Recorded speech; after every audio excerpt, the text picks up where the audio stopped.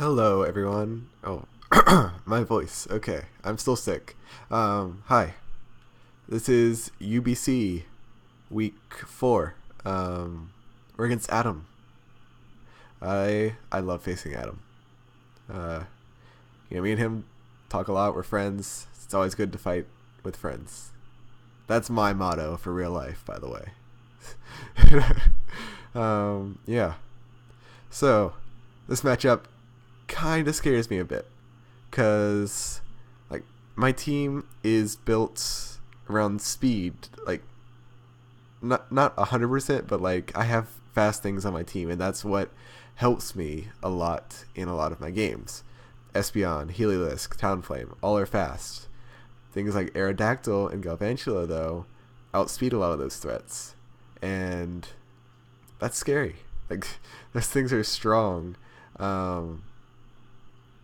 And then Sticky Web, of course. That's what beat me week 2. So, another big threat.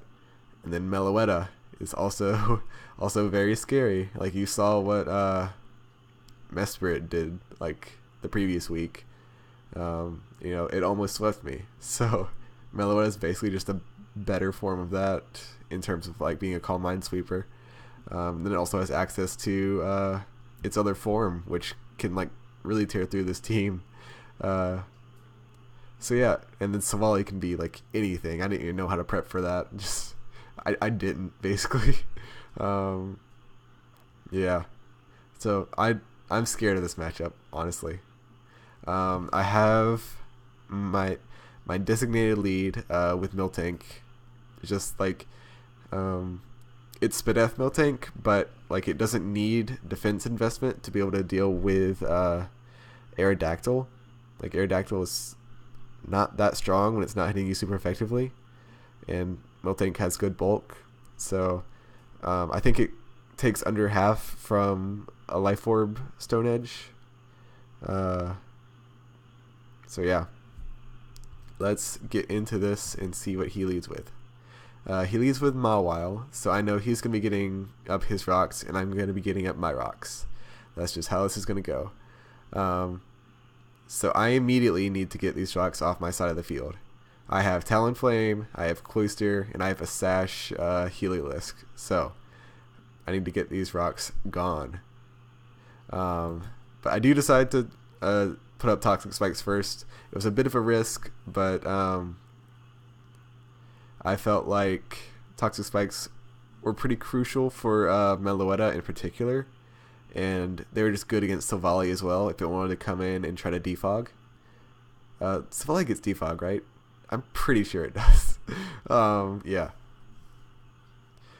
And then it's also it affects Imbor and Galvantula too. It's just nice.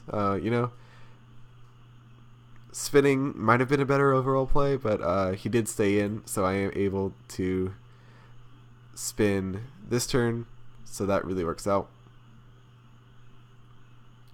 He did Super Fang though, so I'm pretty weakened now, but at least rocks are off my side of the field. That's all I really needed to do with this. Of course, his Mawile is still healthy and can get rocks up again, but as long as they're off my side of the field now, I'm okay. He goes for Volt Switch, which I'm fine with. I went into my Spadef Miltank and took that easily, and he took all that damage from rocks and Toxic Spikes and only got 22% off on me. And I have recovery, so like I'm fine with that trade-off. He gets a bit of momentum deciding what he wants to go into and all that.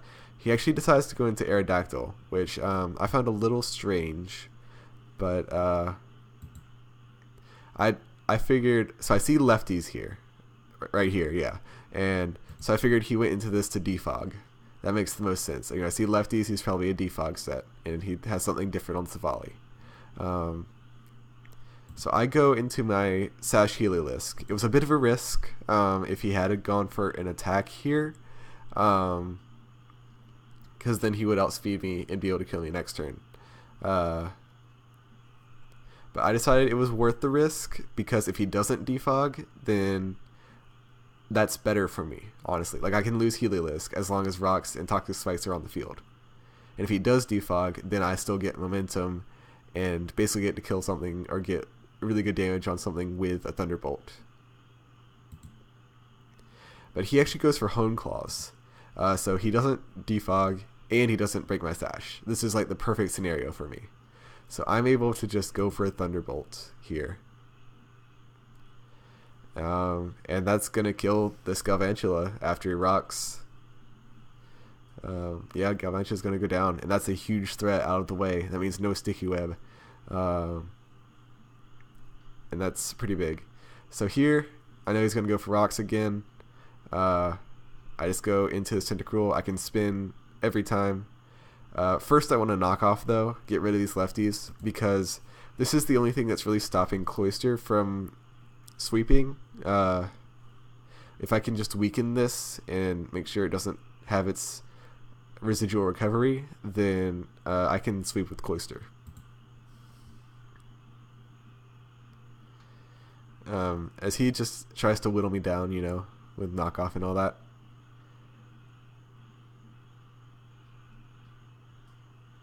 So yeah, we're just going through the motions of spinning, scalding, stealth rocking, knocking off, you know, all this sort of stuff. We're kind of whittling each other down. I'm trying to keep hazards off my side of the field. I get the burn, which is very lucky, as you know, I'm able to just keep whittling him as he's not able to do too much to me. And I'm able to get another Scald off and get him down all the way to 28 as he sets up more rocks, and I'm just going to spin them away. I'm not letting rocks stay on my side of the field.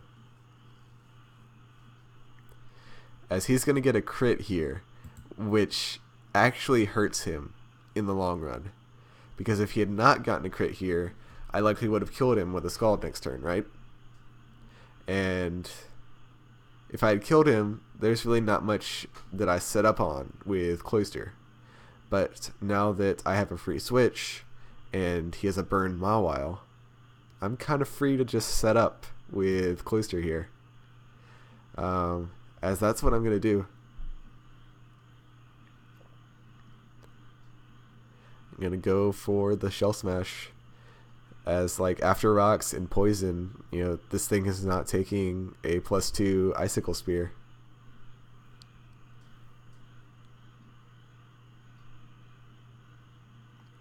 Gonna Inner Eye in 2020 him, get those 5 hits. It's actually just 4, but you know what I mean. I love that nickname. It's so great. So yeah, here he's going to bring in Mawile, try to cycle Intimidates. I know he can't really touch me. Most he can do is half to me. And I'm pretty sure I did the calc, and Imbor Sucker Punch, even at -1, even if it's like Bandit or something, I think only does in the 40s. I might still have the calc up here. Yeah. 252 attack, Choice Band, Imbor Sucker Punch versus -1, 0 HP, 0 defense Cloyster does 41 to 48%. I did not check Adamant though. I did not put Adamant on there.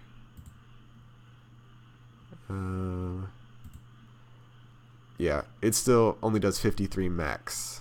So like it would have had a chance to KO if he was max attack banned Sucker Punch. But it's still, I think it would have been a roll in my favor. So, and as you can see, he forfeits there, as he knows that Cloyster sweeps from that point. But yeah, basically, I didn't want him cycling Intimidates, and keep him getting my attack low enough to where I'm not able to kill something like Meloetta. I figured he would switch there instead of attacking anyways to try to get that second Intimidate off. But yeah, it worked out either way. Like, I had the game won from that point. So yeah, that was unexpected, honestly. That crit probably lost him the game, which is sad. Like, getting a crit on your own side, like, would normally help you, and this time it lost you the game. So it's unfortunate, but I think I was in a very good position there anyways. I had my hazard set up, I had my sash intact, rocks weren't on my side of the field, Mawile was weakened. Like, I'm pretty sure I had the game in control. This just kind of expedited things and put Cloister on number 1 on the MVP race. It's now 9-2. It could be 9-1. Yeah, that's crazy. I don't think I've ever actually had him on in the MVP race. Maybe Latios in NPL Minor Season 1 was like somewhere in the mid pack for the MVP race. Like it might have been top 10 somewhere, but yeah, I don't think I've ever even had close to Amon being number 1 in the MVP race. So that's pretty cool. I'm happy with that. I'm glad I decided to pick up Cloister. I normally am not a fan of multi-types, like of 2 water types on a team. And especially since both of them like have access to rapid spin. Like even though they do very different things, Cloister doesn't really rapid spin. Both have access to toxic spikes too. Like I don't know. I'm a real big proponent for roles on a team. And I'm like, these ones kind of have some of the same roles, and I don't know if I need them, but like they do so different things, like that it still works out. And I think I brought both of them to a lot of games so far. I they're probably my 2 favorite mons on this team, honestly. Tentacruel and Cloister. I mean, they dominated this week. Tentacruel kept rocks off the side of the field, weakened Mawile, got up toxic spikes, and Cloister obviously just swept. So yeah, just 2 great mons, 2 awesome water types. I'm so happy. I love this draft. Miltank really ties it all together as well. Just great job to Miltank getting up those rocks and keeping Galvantula from doing any damage to this team. Yeah, just a fun week overall. Good game, Adam. I'm sure you wish it was a little closer, but I'm very happy with the result. We're now 2-2, 0 differential. We got 5-0'd week 1, 2-0'd week 2, then got a 2-0, then got a 5-0. We got a palindrome record going on here. But yeah, there's only 8 teams in the UBC now, so like a lot of teams dropped out and we kind of downsized. So yeah, I think with this I may, like, despite going 0-2 weeks 1 and 2, you know, I might be in the playoff race at this point, which is pretty exciting. I don't think we ever actually decided how many teams are making playoffs though. I would assume 4, but I don't know. Maybe it could be 3 and like first place gets a bye. You know, make it harder to get in playoffs, which is fair because playoffs should be kind of hard to get into. I don't know. We'll see. I'll certainly be going for it. I'll see you in week 5.